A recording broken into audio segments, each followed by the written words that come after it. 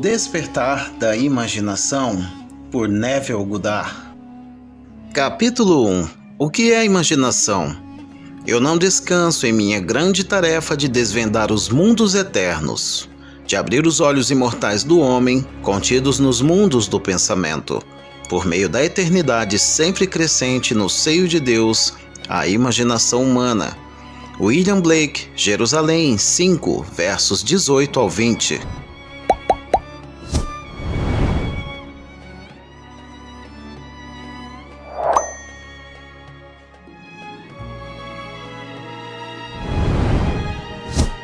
Certas palavras, com o passar do tempo, acumulam tantas conotações estranhas que por fim quase perdem o seu verdadeiro significado. Tal palavra é a imaginação. Esta palavra serve para descrever vários tipos de ideias, algumas delas diretamente opostas uma à outra: fantasia, pensamento, alucinação, desconfiança. De fato, tão vasta é a sua aplicação e tão variados os seus significados que a palavra imaginação não define um status e nem possui um significado fixo. Por exemplo, às vezes pedimos a um homem para usar a sua imaginação, indicando que a sua atual perspectiva é muito limitada e, portanto, não é suficiente para realizar a sua tarefa. Logo em seguida, lhe dizemos que suas ideias são pura imaginação. Logo em seguida, lhe dizemos que suas ideias são pura imaginação, expressando assim que suas ideias são infundadas. Dizemos que uma pessoa ciumenta ou desconfiada é vítima de sua própria imaginação, insinuando que seus pensamentos são falsos. No minuto seguinte, damos a um homem o mais alto tributo, destacando-o como um homem de grande imaginação, e assim a palavra imaginação não possui nenhum significado definido. Nem mesmo o dicionário nos ajuda nesse sentido. Ele define a imaginação como 1. O poder de imaginar, ou ação mental, o princípio construtivo ou criativo. 2. Um fantasma. 3. Uma crença ou noção infundada. 4. Planejamento, plotagem ou esquema de construção mental. Eu associei e defini a figura central dos evangelhos como a imaginação humana, o poder que torna possível o perdão dos pecados e a realização dos nossos objetivos inevitável. Todas as coisas foram feitas por ele, e sem ele nada do que existe teria sido criado. João capítulo 1, versículo 3. Há apenas uma única coisa no mundo: imaginação. Todas as outras são apenas deformações da mesma. Ele é desprezado e rejeitado pelos homens, o homem das dores, e conheceu seu sofrimento. Isaías 53, versículo 3. A imaginação é a porta de entrada para a realidade. O homem, disse Blake, é tanto a arca de Deus como um fantasma da terra e da água. Naturalmente, ele é apenas um órgão natural sujeito aos sentidos. O corpo eterno do homem é a imaginação. Ela é o próprio Deus em si, o corpo divino. Jesus, nós somos os seus membros. Eu não conheço melhor e mais verdadeira definição de imaginação que a de Blake. Através da imaginação, nós temos o poder de sermos qualquer coisa que desejamos ser. Através da imaginação, podemos desarmar e transformar a violência do mundo. Nossos relacionamentos mais íntimos, assim como os mais casuais, se tornam imaginativos quando despertamos para o mistério escondido através dos tempos, que Cristo em nós é a nossa imaginação. Nós descobriremos então que à medida em que vivermos pela imaginação, é que nós verdadeiramente poderemos dizer que vivemos. Afinal, eu quero que este livro seja o mais simples, o mais claro e o mais franco trabalho que eu possa fazer, e que eu possa encorajá-lo a trabalhar de maneira imaginativa, para que você possa abrir os olhos imortais dentro dos mundos do seu pensamento, onde você vê a todos os desejos do seu coração como grãos maduros, prontos para a colheita. Eu vim para que tenham vida, e tenham em mais abundância. João capítulo 10, versículo 10. A vida abundante que Cristo nos prometeu já é nossa. Podemos experimentá-la agora, mas não enquanto nós não tivermos a Cristo como o sentido da nossa imaginação. O mistério que esteve oculto pelos séculos e gerações e que agora foi manifesto aos seus santos, àqueles entre os gentios, a quem Deus quis fazer conhecer quais são as riquezas desta glória, que é Cristo em vós, a esperança da glória. Colossenses capítulo 1, versículos 26 e 27.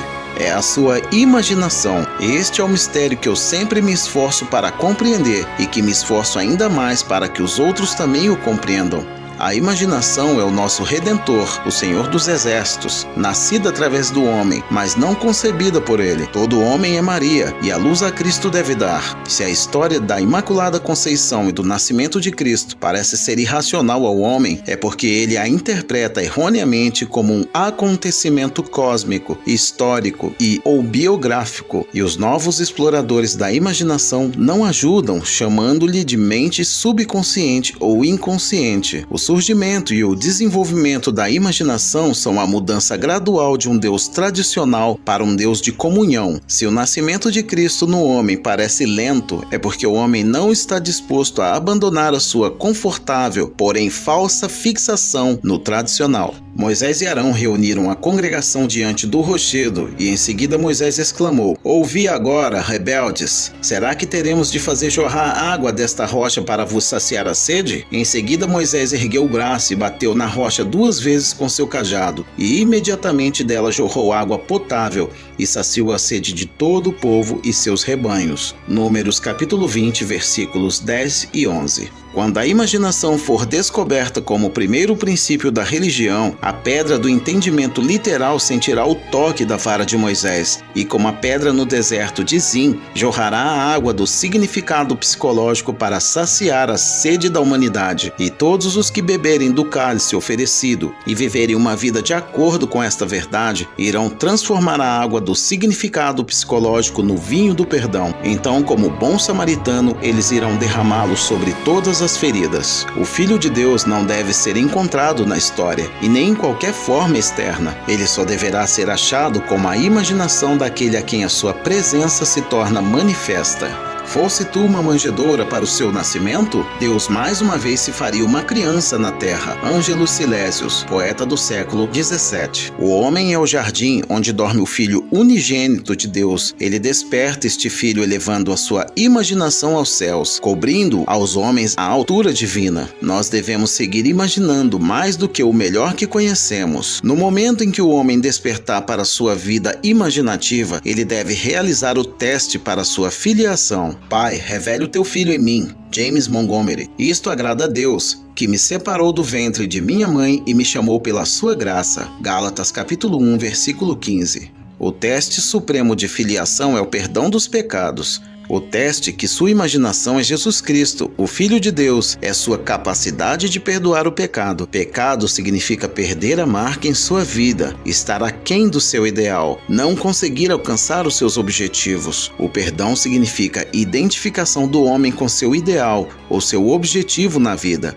Esta é a função do despertar da imaginação, o seu supremo triunfo, pois ele testa a capacidade do homem de adentrar e comungar com a natureza oposta do seu estado. Que diga ao fraco: eu sou forte. Jó capítulo 3, versículo 10. Racionalmente, isto é impossível. Somente uma imaginação despertada pode adentrar e comungar com a natureza do seu oposto. Esta concepção de Jesus Cristo ser a imaginação humana levanta uma série de questões fundamentais. Seria a imaginação um poder suficiente não só para permitir-me assumir que eu sou forte, mas também um poder que me torne capaz de executar tal ideia? Suponha que eu desejo estar em algum outro lugar ou alguma outra situação. Poderia eu, imaginando-me em tal estado ou lugar, alcançar a sua realização física? Suponha que eu não possa pagar por uma viagem, suponha que o meu atual estado social e financeiro se opõe a essa ideia que eu quero realizar. A imaginação sozinha seria suficiente para realizar este desejo? A imaginação compreende a razão? Por razão, quero dizer deduções a partir das observações dos sentidos. Ela compreende o mundo dos fatos externos? Nos meios práticos da vida cotidiana, seria a imaginação um guia completo para o comportamento? Suponha que eu seja capaz de agir continuamente com a minha imaginação, ou seja, suponha que eu sou capaz de manter o sentimento de ter o meu desejo realizado. Minha suposição se manifestaria em um fato? E se ela se manifestasse em um fato, devo eu considerar que as minhas ações durante o período de premeditação foram razoáveis? Minha imaginação é uma energia suficiente não só para assumir o sentimento do desejo realizado, mas também é por si só capaz de encarnar uma ideia? Depois de assumir que eu já sou o que eu quero ser, devo eu continuamente me guiar por ideias e ações razoáveis para o cumprimento da minha suposição? A experiência me convenceu que uma suposição, mesmo que falsa, se for mantida, resulta resultará em um fato, e que a imaginação contínua é suficiente para todas as coisas, e todos os meus planos e ações racionais nunca compensaram a minha falta de imaginação contínua. Pois não é verdade que os ensinamentos dos evangelhos só podem ser compreendidos no âmbito da fé e que o Filho de Deus está buscando sinais de fé nas pessoas a todo momento, ou seja, a fé em sua própria imaginação? Não é essa a promessa? Tudo quanto em oração pedirdes, tenhais fé que já o recebestes, e assim vos sucederá. Marcos capítulo 11, versículos 24. Isso não é o mesmo que dizer, imagine que você será, e você será? Por acaso não foi em um estado imaginário que Moisés perseverou, como quem vê aquele que é invisível? Hebreus capítulo 11, versículos 27. Não foi no poder de sua própria imaginação que ele perseverou? A verdade depende da intensidade de sua imaginação e não dos fatores externos. Fatos são frutos que testemunham o uso ou desuso da imaginação. O homem se torna aquilo que ele imagina. Ele autodetermina sua história. A imaginação é o caminho, a verdade e a vida revelada. Não conseguimos assimilar a verdade somente com a mente lógica. Onde o homem natural dos sentidos vê um broto, a imaginação vê crescer uma rosa. A verdade não pode ser abrangida somente pelos fatos. À medida em que despertamos para a vida imaginativa, descobrimos que imaginarmos uma coisa é o mesmo que criá-la e que um julgamento verdadeiro não precisa estar em conformidade com a realidade externa a que ele se refere. O homem imaginativo não nega a realidade do mundo exterior, da manifestação sensorial, mas ele sabe que é no mundo interior da imaginação contínua que está a força pela qual o mundo exterior da manifestação sensorial é trazido à realidade. Ele vê o mundo exterior e todos os seus acontecimentos como projeções do mundo interior da sua imaginação. Para ele, tudo é uma manifestação da atividade mental que se passa na imaginação do homem, mesmo quando o homem razoável e sensorial não está ciente disso. Porém, ele percebe que cada homem deve tornar-se consciente desta atividade interna e observar a relação existente entre o mundo interior causal da imaginação e o mundo exterior sensorial dos efeitos. É maravilhoso descobrir que você pode imaginar-se no estado do seu desejo realizado e escapar das prisões construídas pela ignorância. O verdadeiro homem possui uma imaginação magnífica. É este ser que deve ser despertado. Desperta tu que dormes, e levanta-te dentre os mortos, e Cristo te iluminará. Efésios capítulo 5, versículos 14. No momento em que o homem descobre que a sua imaginação é Cristo, ele realiza atos que neste nível só podem ser descritos como milagrosos. Mas somente quando o homem sentir a Cristo como a sua imaginação, ele passará a ver tudo em sua pura objetividade, sem qualquer relação subjetiva. Se ele não perceber que tudo que ele encontra faz parte de si mesmo, ele se revoltará com o pensamento que ele escolheu e com as condições de sua vida, pois eles estão relacionados por afinidade à sua própria atividade mental. O homem deve aceitar firmemente que a realidade se encontra dentro dele e não além dele. Embora outros tenham corpos e uma vida própria, suas realidades estão enraizadas em você e começam e terminam em você, assim como você começa e termina em Deus. Não foste vós que me escolhestes, ao contrário, eu vos escolhi a vós e vos designei para irdes e dardes fruto, e fruto que permaneça. Sendo assim, seja o que for que pedirdes ao Pai em meu nome, Ele o concederá a vós. João capítulo 15, versículo 16.